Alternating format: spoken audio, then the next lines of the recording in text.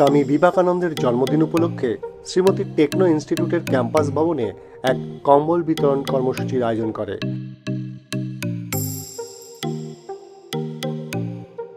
এই মহৎ উদ্যোগের উদ্দেশ্য ছিল গৃহহীন মানুষের কাছে উষ্ণতা ও সান্ত্বনা পৌঁছে দেওয়া।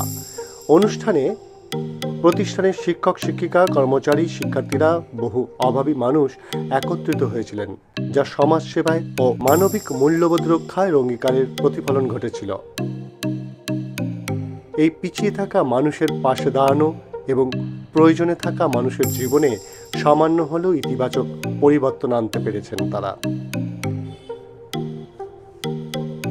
সনাতন মহাকুদের রিপোর্ট, খবরের বাজার।